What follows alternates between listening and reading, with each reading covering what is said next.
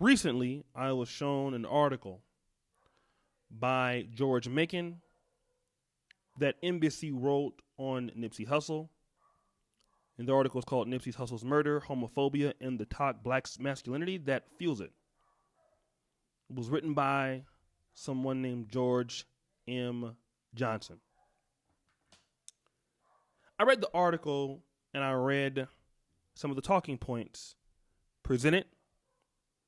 And in discussing Nipsey Hussle's murder, the writer tried to make a connection about how the black community doesn't have any sense of mourning for gay black men as we do for those that are heterosexual black men.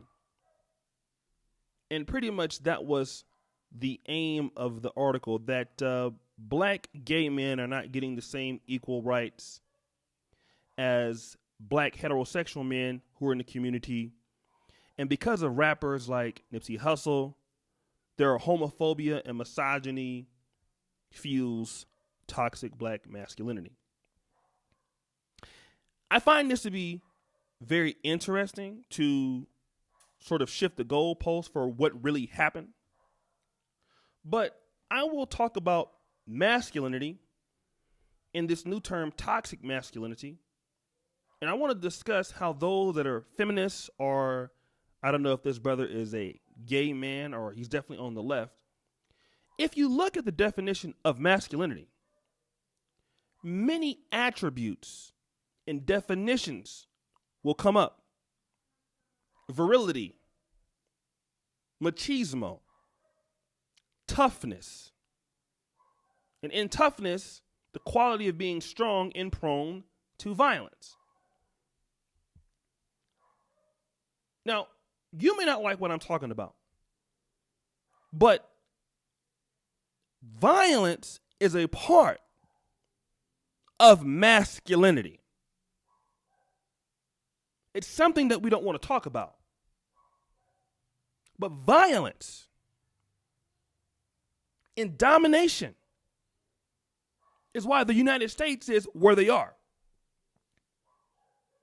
which affords the people who are in power to give those who are on the left their power.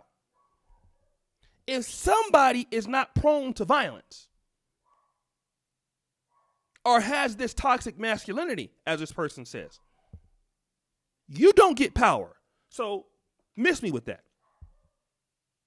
You cannot take what is supposed to be a definition of masculinity and then make it toxic masculinity because, oh, by the way, we want to make a clear definition of those who hate gays or talk about gays and women. That's a ploy to get everybody on code like Terry Crews, which was mentioned in the article. So, buddy, that won't work here. Violence is a part of toughness, a part of virility, which is a part of masculinity and manliness, whether you like it or not. It is not toxic. It is not any of that. That is something that you've made up. Now, if you want to talk about being stupid, if you want to talk about being dumb, being emotional, using bad judgment, or not being judicious, now we have an argument about what happened with Nipsey Hussle. Now we have that. Now we have that. Now, is his judiciousness bad? I mean, let me talk about this. If we want to talk about the gay community, it's a known fact, especially in the black community. Black gay women are way more violent and have more violence in couples, many times more than straight couples. What do you call that? Do you call that toxic femininity? We know that in many cases, lesbian couples are much prone to violence in relationships. We know this to be true. But do you call that toxic femininity, or is it they just having a situation? They are going through it at this time. But when black men get into such situations, oh, you see that? That's toxic. Let's talk about that. And let's see that the gang violence that happens here. If toxic masculinity is defined by homophobia, as you say, If what got Nipsey Hussle killed is by homophobia and misogyny, and these brothers are in these situations, and you tired of Black Death and all of this, what are the parameters that create such people? If you're so tired of it, I know you want to convert people to be like Jay-Z, people to be like Terry Crews, to have more of a voice for the LGBT community and feminism and at large. I know that's what your goal is. But see, we wouldn't have that issue if we could attack who creates those systems in place. See, what starts broken homes, like the one that probably Nipsey Hussle came from, the one from Eric Holder came from? See, who are the reasons that hip hop started in the first place? Toxic motherhood.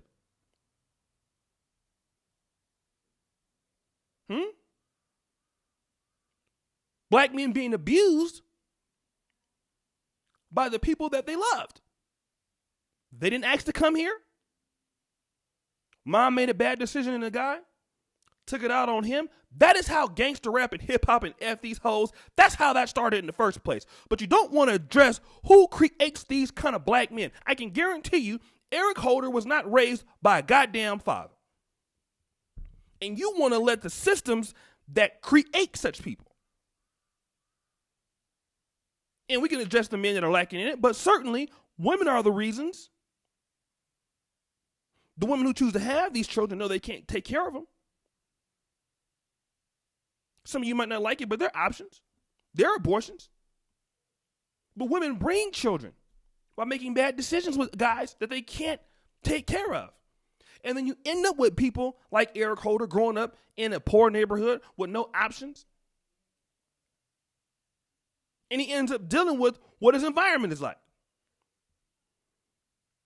But you let them off the hook. Now, everybody has a choice in life, and that is true. Nipsey Hussle, I heard I didn't listen to much of his rap music, but, he did not like some of the womanization of black men that he saw in the media. I also am not fond of it. He was very vocal about that from what I understand. A lot of black men don't like that. But in his death, you must criticize him for taking a stance on wanting black men to actually be masculine. See, you cannot have it both ways. And this is why I won't say nobody, but a lot of people, in my opinion, are starting to do away with the left. Because in no way was this killing associated with homophobia or misogyny. And again, I'm very tired of other groups of people, whether it be LGBT community, whether it be feminists. Why is it that situations must occur?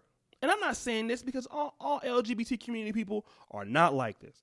The majority of them, I think, are not. All women are not like this. The majority of women probably don't care. But why do you always have some person who must attach their struggle to something that has nothing to do with them? Like, it's always about you.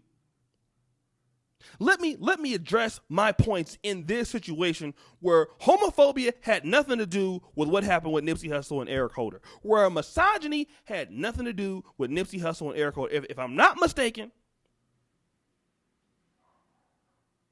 if anything, a woman helped the boy get away after he shot somebody. Again, you leave that out.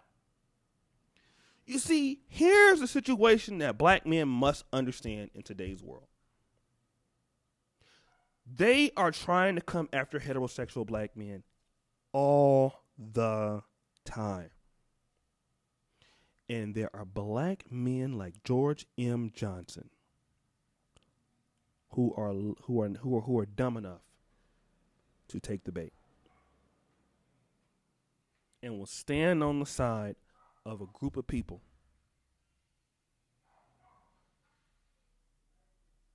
who really want to take down brothers. This is my honest opinion.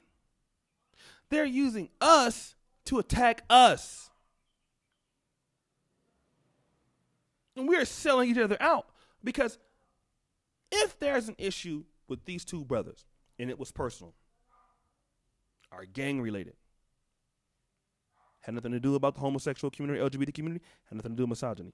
But here, people are trying to take black men down that same rabbit hole and punish black men and say, this is because the way you think, that's why these things happen. When in reality, men have always been like that.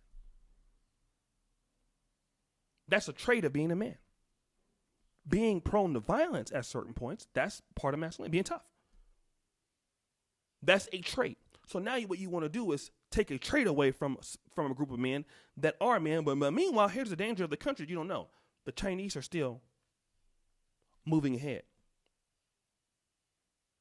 You need masculine men to defend the country. The Koreans are doing that. The Russians are doing that. And you know the guys in the Middle East are doing that. So if you keep pushing that agenda, you're going to have a group of men who are going to be so soft, anybody can walk over. Because I'm telling you, in this part of the world that I'm in right now, and in other parts of the world, this is not even a conversation. And people are looking to dominate you with masculinity across the world. And that is what has made America great. But here again we go, making certain issues about certain groups of people when it doesn't involve you. And for me, that's a low blow. You guys want to check out that article. Let me know what you think. But anyways, brothers, let me get up out of here. Got a show with Book of Alpharonomy today. Can't wait to do that. As you brothers know, the buffoonery remains at an all-time high. I'm out.